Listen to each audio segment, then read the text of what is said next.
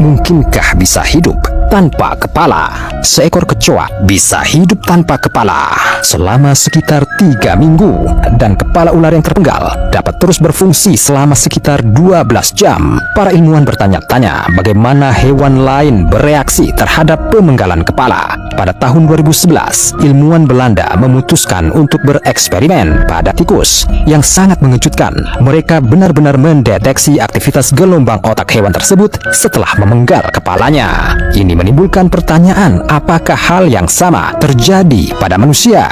Apa yang terjadi pada seseorang selama pemenggalan kepala? Giletin telah lama dianggap sebagai metode eksekusi yang paling manusiawi, dan di Jerman misalnya, metode itu baru dilarang 44 tahun yang lalu.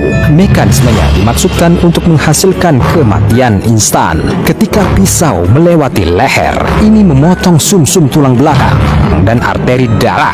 Karena itu, sistem kardiovaskular berhenti mengirimkan oksigen dan zat penting lainnya ke otak. Dalam hitungan detik, ini berhenti berfungsi. Jadi, dengan pemenggalan kepala, para tahanan terbebas dari kematian lambat dan menyakitkan. Tetapi ada beberapa kasus dalam sejarah yang membuat kita ragu kalau giletin itu manusiawi. Hal ini tampaknya dikonfirmasi oleh insiden yang terjadi di Prancis pada tahun 1905. Orang-orang berkumpul untuk menyaksikan eksekusi Henri Langlois yang dijatuhi hukuman mati dengan cara dipenggal. Di Prancis, metode hukuman terpidana ini juga dianggap sebagai acara hiburan tersendiri. Ketika kepala Henri yang terpenggal jatuh ke dalam keranjang, orang-orang memperhatikan bahwa matanya terus bergerak. Hanya ada dua dugaan, apakah itu kejang sekarat atau dia benar-benar sadar kembali. Dalam percobaan para ilmuwan Belanda dengan tikus, momen ini ditangkap oleh sebuah elektroensepalograf yang mereka hubungkan ke otak hewan tersebut. Hasil pengukuran menunjukkan bahwa aktivitas otak bertahan pada frekuensi tingkat kesadaran. Itu berlangsung selama hampir 4 detik setelah pemenggalan kepala, dan kemudian sekitar 1 menit gelombang listrik besar perlahan bergerak melalui otak tikus. Ternyata gelombang seperti itu bisa saja muncul di kepala Henri yang matanya terus bergerak bahkan setelah pemenggalan kepala. Tapi apa yang memicunya? Masalahnya, di antara penonton eksekusi Henri ada seorang dokter bernama Gabriel Brieux.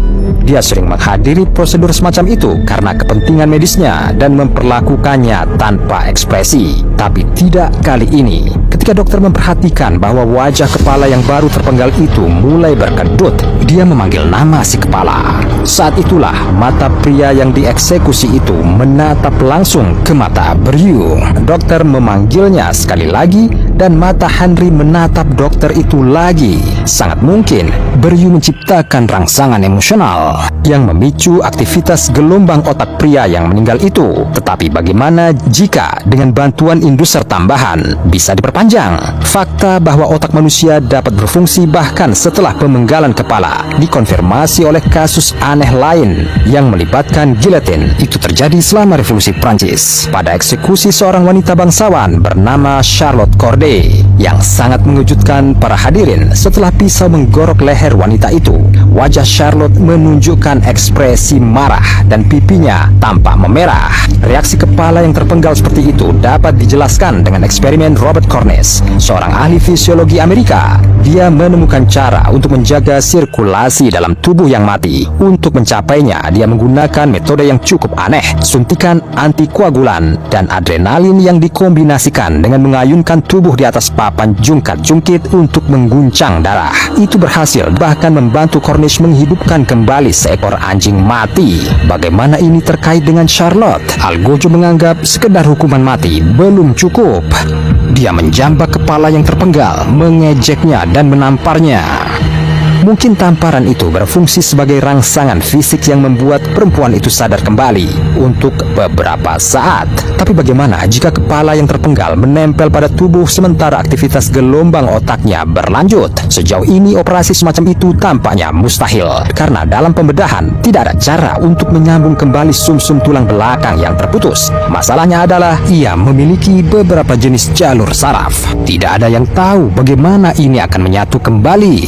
Michael Sarr, mantan ahli bedah dari Minnesota Mayo Clinic dan editor jurnal bedah, menjelaskan ketidakmungkinan transplantasi kepala pada contoh bagaimana saraf lengan bersatu kembali. Jika pergelangan tangan Anda diamputasi dan kemudian disambungkan kembali, Anda akan dapat memulihkan kapasitas kerjanya sepenuhnya. Tetapi jika lengan Anda diamputasi, lengan Anda tidak akan berfungsi lagi setelah transplantasi. Pada anggota tubuh yang terputus, saraf sudah mati dan tidak dapat dipulihkan. Dan saraf hidup yang tersisa di tubuh hanya dapat tumbuh di satu kaki. Tidak cukup bagi kepala untuk memulihkan semua fungsinya setelah transplantasi. Tapi ada ahli bedah yang tidak sependapat. Dia mengaku dia siap memulai transplantasi kepala manusia segera. Dia adalah Sergio Canavero, ahli bedah kehidupan nyata yang kontroversial dengan reputasi yang meragukan. Terlepas dari semua larangan, kata dokter, dia sudah melakukan transplantasi kepala pada monyet. Menurutnya operasi itu sukses dan hewan itu bahkan bisa berjalan. Sekarang dokter siap melakukan hal yang sama pada manusia. Hampir tidak ada yang percaya pada keberhasilan operasi hewannya. Oleh karena itu, komunitas medis di Amerika Serikat dan Eropa menentang proyek tersebut dan tidak memberikan izin kepada dokter untuk melakukan eksperimen semacam itu pada manusia. Tetapi Sergio tidak menyerah karena transplantasi jantung, tangan, dan wajah pada awalnya dirasakan dengan cara yang sama. Dia bahkan menemukan seorang sukarelawan yang setuju untuk menjadi transplantasi kepala penuh pertama, meskipun resiko tinggi dari operasi yang fatal. Dan orang itu adalah Valery Spiridonov, seorang programmer Rusia.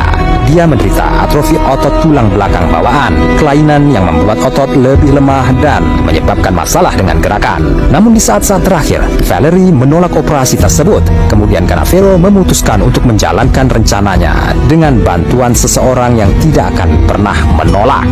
Di bawah bimbingan dokter, ahli bedah Tiongkok berhasil mencangkokkan kepala satu orang mati ke orang yang lain. Mereka adalah yang pertama di dunia yang melakukan operasi semacam itu.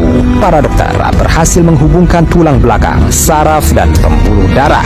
Menurut Canavero, itu adalah gladi resik sebelum memindahkan kepala ke orang yang masih hidup. Selain itu, dia telah memberikan harga untuk melakukan prosedur ini, dan harganya $100 juta. Jadi, jika Anda tidak memiliki uang sebanyak itu di celengan Anda, hati-hati, awas kepala ya.